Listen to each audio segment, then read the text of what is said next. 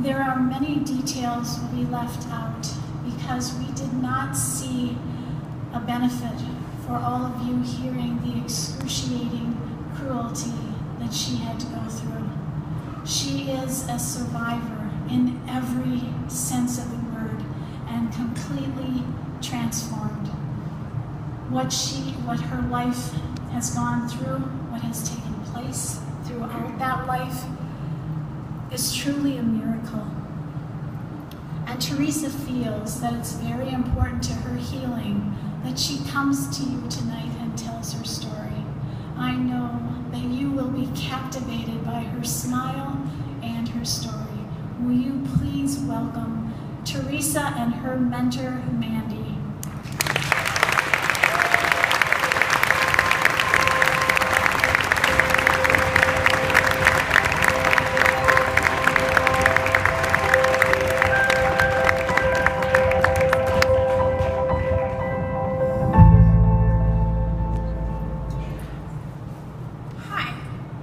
Teresa. I'm 19 years old and I attended the TreeHouse for 3 years. When I heard TreeHouse was looking for a teen or alumni to tell their story, I started praying so hard that I would be chosen. Tonight, I am really excited to give back to TreeHouse by sharing my story of how they saved me. I was born on a dirt road in Mexico. My grandfather cut my umbilical cord with a machete. And since both my parents experienced verbal and physical abuse in their families, when I was 2, we moved to the United States in search of a better life. But even in America, life was chaotic. Drugs, alcohol, and abuse of every kind were the norm. My mother had 2 jobs, so she was never around. The responsibility to care for my younger brothers fell on my shoulders, and I felt more like their mother than their big sister. But my father didn't have any jobs, so he was always around, and drunk, and had random women coming in and out of the house. And from the time I was 3 until I was 17 years old, I experienced intense verbal, physical, and sexual abuse from people in my family and their friends. For a long time, all the abuse made me feel dirty and unnatural, and like I was never going to do anything good. I used to think that there would never be anyone who would actually really love me. The abuse was normal to me. I didn't realize that what was happening to me was actually wrong and bad until 2nd grade, when a police officer came to school to talk about good touch and bad touch. While he was talking, I felt weird and scared and confused. I wanted to tell my teacher about the bad touch I had been experiencing, but I just buried my secret deep inside. It wasn't until when I was 12 when a teacher saw some of my cuts and bruises. She immediately called Child Protection Services, who told my father he had to leave the house. This scared me even more, because my parents threatened to beat me even harder if anyone ever found out. And sure enough, I got the beating of my life after that. Even though my father was ordered to leave the house, he never did.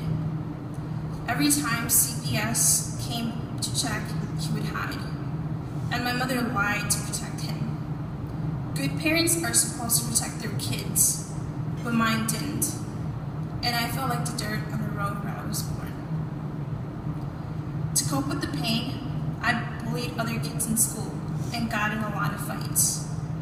Making kids feel scared made me feel powerful, and I liked that. Marijuana and alcohol were always around my house, but by the time I was 13, I started using harder drugs, like ecstasy and opiates, to try and feel happy and to numb me out and ease my pain.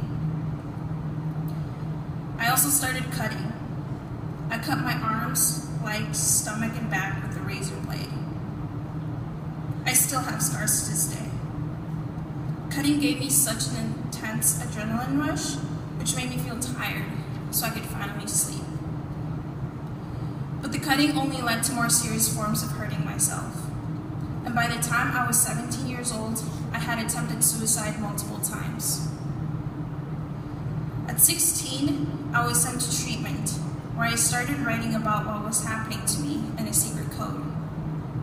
The therapist saw what I wrote and figured it out, and I finally started talking about everything.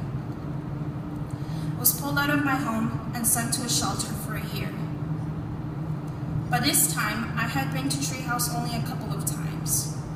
They hardly knew me, but somehow they found out I was in a shelter. My mother never visited me, but someone from TreeHouse came to see me.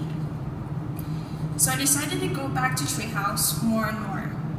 I still remember my first support group. I couldn't believe how kids were just talking about their lives, and other kids and grown-ups were listening and being encouraging. One of the guys had brain cancer, and he actually reached out to me. He said how happy he was I was there, and that I seemed really strong. What was this place? People are nice and safe and happy, and there were no drugs or fighting. It was so strange and so different, but I loved it. A big turning point in my life was during Winter Blast 2 years ago. At first, I didn't want to go because I knew they were going to be talking about father figures. But something in me told me I needed to be there. And sure enough, I was right. One night the pastor said he would stick around, and if anyone needed a hug from a dad, we could go to him. And he would give us one. I wanted to get a hug, but I was scared. I still didn't like physical touch at this point in my life, but again, something in me told me I needed to do this. So I got in line, and as soon as the pastor hugged me, I started crying, and I couldn't stop. It's the first time a man had ever given me a hug that made me feel good and safe. That night, I prayed, and I decided to give my life to Christ, and it felt awesome. After that, I started to become more extroverted, and even though I didn't really know who I was, I started to feel more like myself. But things didn't change overnight. I still struggled with negative behaviors and a suicide attempt when Mandy, my mentor, literally saved my life. I overdosed on pills and called her. She called 911 right away, and the paramedics revived me just in time. Mandy has been like the mom I always wanted. We laugh together, we talk about boys. She loves me unconditionally. She was the one who was always there for me in the hospital. She is the one who my social workers and therapists talk to. She took me downtown to file a restraining order against my father. And last year, she was right there with me when I became the first person in my entire family to graduate from high school.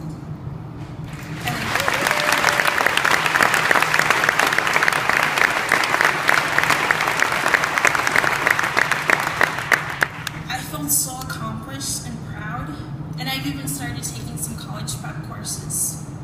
So many times I tested Mandy and told her she should just give up on me and walk away.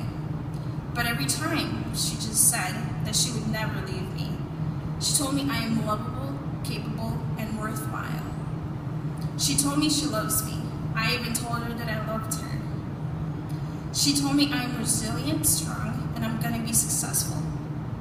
The best part is that after more than a year of hearing her say these things to me all the time, I believe her. At TreeHouse, I learned how to ask for help and not to be ashamed during times when I need help. For the last year, I've been living with Zach and Heather, a couple who volunteer at TreeHouse. Following their example, I know I will break the cycle of abuse I was born into. And I'm learning what love really looks like in a healthy way.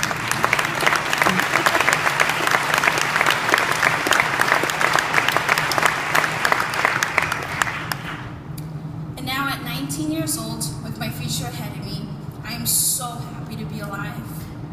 I have found my purpose in life. My last year at TreeHouse, I was on the leadership team, and I loved helping the younger girls face a lot of the same issues that I had to overcome. My dream now is to go to a Christian college and major in psychology, so that I can spend my life helping teenagers who suffer from post-traumatic stress disorder and who are caught in sex trafficking, so they can find true hope and love in Jesus. Everything that TreeHouse gave me, I want to pass on to others. Here's what I've learned about life since coming to TreeHouse. Bad things happen to people all the time, but we get to choose what we do with those situations. We choose if that hurt will lead us to respond in crazy and destructive ways, or if that hurt will lead us to do something positive, like help other people through hard times. I want you to know that TreeHouse doesn't turn away any student. It doesn't matter how broken they are or what they're facing. TreeHouse staff will meet them where they're at.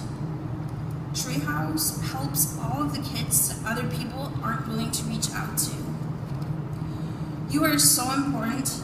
You make it possible for people like me to be transformed, literally enabling us to live different lives than what we've experienced with our families. And for that, I thank you.